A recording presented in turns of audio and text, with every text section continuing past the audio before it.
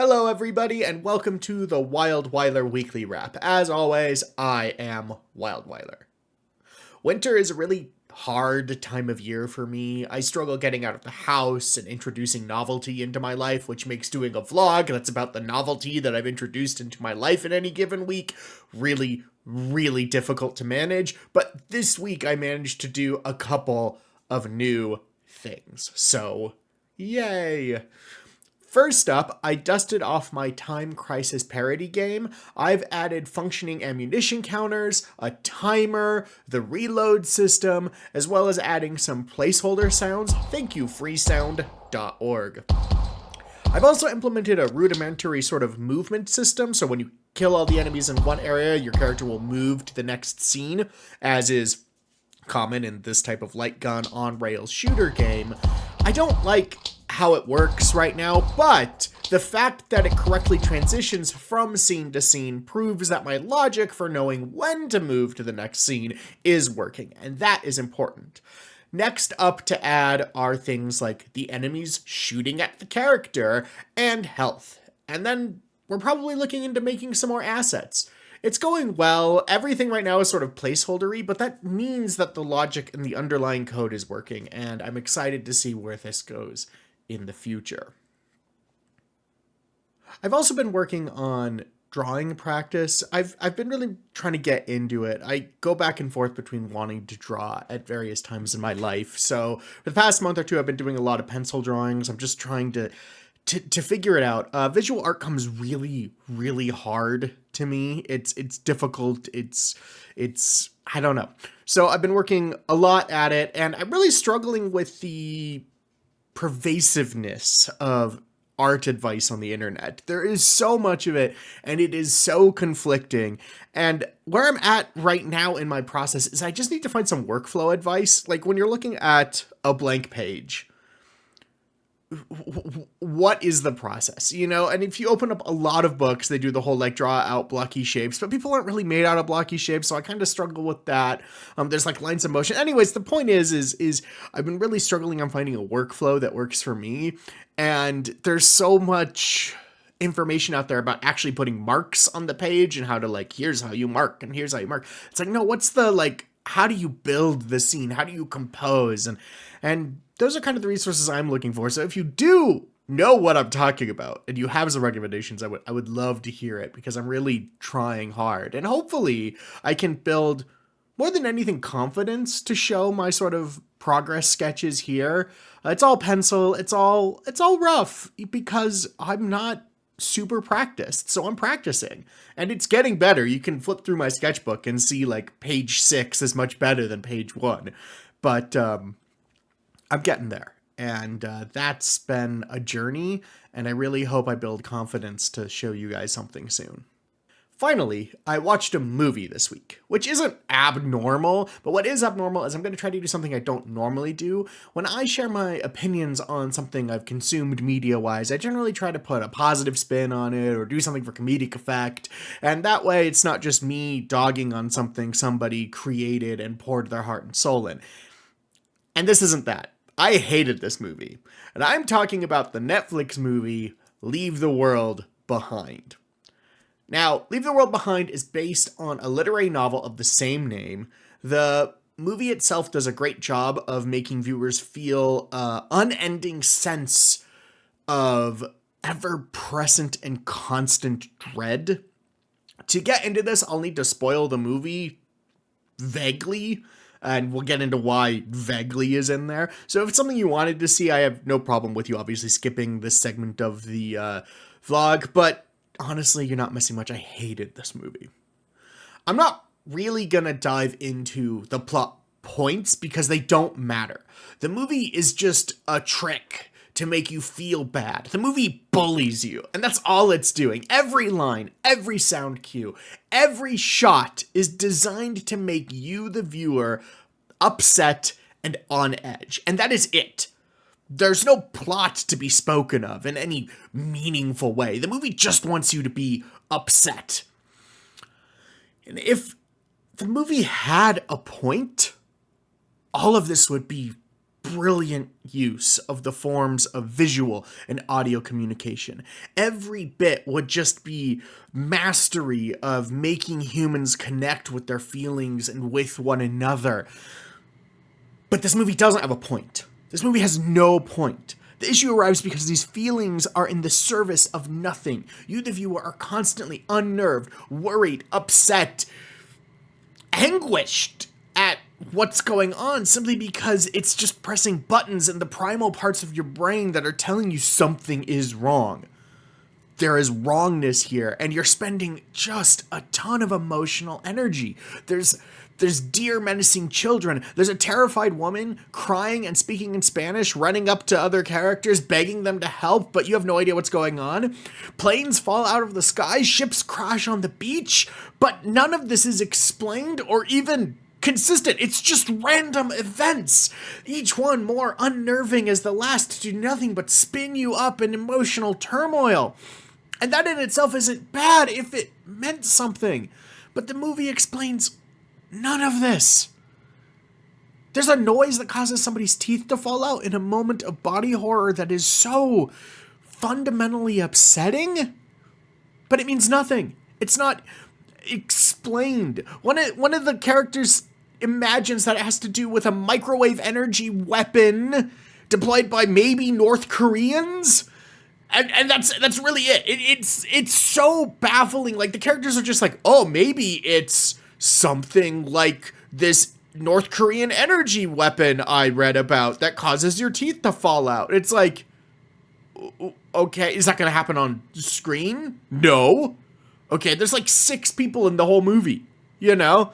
Like, it's all just the characters theorizing through dialogue about these random events that are happening to each other that are ultimately attributed to hackers or America's ever-present enemies, but nothing is ever explained in a concrete way. Not that it necessarily needs to be, but it's just meaningless because it doesn't matter why this is happening. The point is that you, the viewer, can feel bad that it's happening.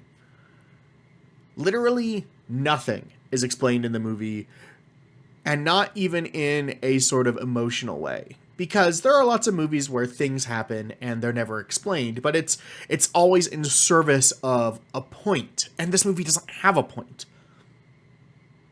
The point is to make you feel bad.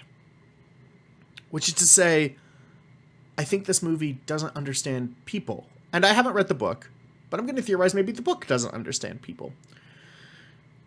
See, to me, it feels like this movie wants you to feel feelings because feelings are whimsical experiences that humans do. Like, oh, Gladys, I've had a feeling today, you know?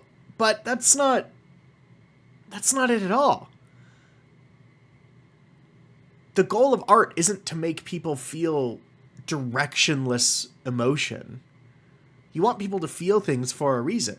You want them to spend their emotional energy on something that will broaden them or cause them to grow or have them relate to something, not just feel for the sake of I can push buttons in your brain and make you feel bad. Feelings are important. As much as our Western society would like us to believe that we are paragons of logic and reason, we're not. Logic and reason exist to guide us to feel certain ways. We use logic and reason to figure out how to feel better. And some people do this selfishly to only pursue their own feelings. Other people do this selflessly and try to help everybody feel better. But it's driven by feelings. Every justification for something is ultimately based on how somebody feels. There are no real logic robots outside of television and movies. There are some people that are so wrapped up in their own feelings and their own sense of gratification that it feels like they make cold, calculated, logical decisions constantly. But those are in the service of their own feelings. Antonio R. Damasio said it like this: "We are not thinking machines that feel. We are feeling machines that think." It's taken me a long time to get to a place where I can say I believe that is true. In my youth, I was one of those people that thought logic and reason were the height of intellectualism. Now, years later, do I realize I only thought that because formal logic and sort of rational problem solving came easy to me. And things that come easy to you feel good because you feel like you can achieve success relatively quickly.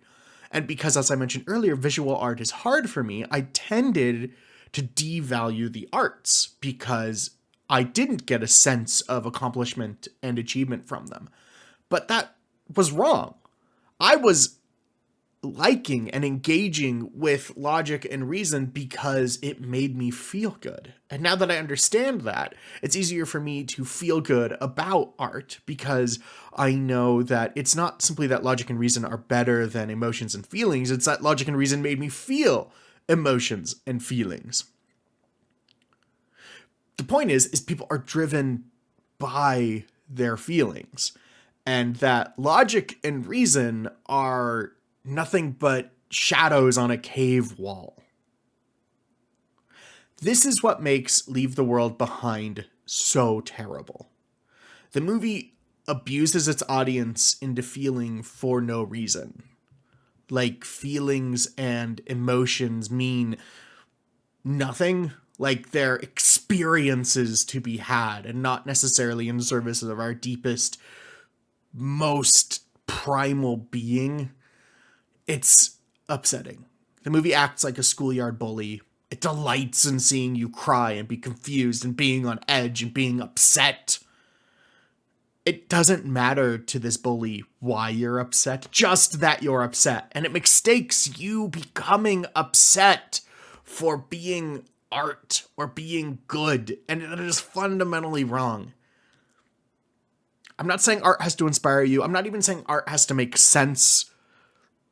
What I'm saying is making somebody feel feelings for no reason is pointless. I can say mean things to people I love to make them feel bad for no reason. I can do real, actual harm to people if I just want them to feel feelings. But that's not good. That's really, really bad. The movie treats feelings as a curiosity, one where at the end of the movie you can simply shrug off and go on with your life and go, hey, that was an experience. But that's the problem. It's a hollow experience. Watching Leave the World Behind burns a ton of emotional energy for no payoff. There's no sense of completion. There's no sense of satisfaction. There's no sense of incompletion or dissatisfaction. It's not trying to make you feel these feelings in service of something. It's only important that you feel unnerved. At the end, you feel hollow, but not because something in your life has had meaning stripped from it, or you have to reevaluate yourself and fill a hole of something that was once important to you with new ideas. You're hollow because you spent all this time building a spot inside of you for whatever this movie was going to give you, only to have it not give you anything.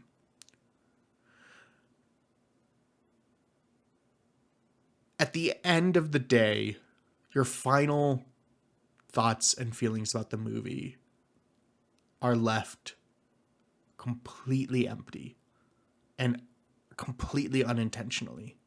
I seriously did not find anything greater to take from it other than I spent 2 hours feeling a whole bunch of things for no reason. And I know this because the movie ends playing the goddamn theme tune to Friends. I give Leave the World Behind my first ever 1 out of 10. This movie is profoundly damaging in that it causes the mechanisms of your very being to feel unnerved and upset for no reason. Not even to get used to the idea of being challenged and feeling unnerved. You feel unnerved simply because, with some camera tricks and some audio cues, they can make you feel upset. There's no enlightenment. It's not even entertaining. It just wants you to cry because it can. That does it for this week. Upcoming, I bought the game The Sinking City, and I'm going to stream it sometime this week, and I am very, very excited because I love that sort of setting, and I am really excited for everything the game is going to present. On YouTube, I have a Bolt Gun episode coming up on Wednesday and another Hitman Sarajevo 6 episode coming out on Saturday. As always, thank you for watching, and have a wonderful day. Bye.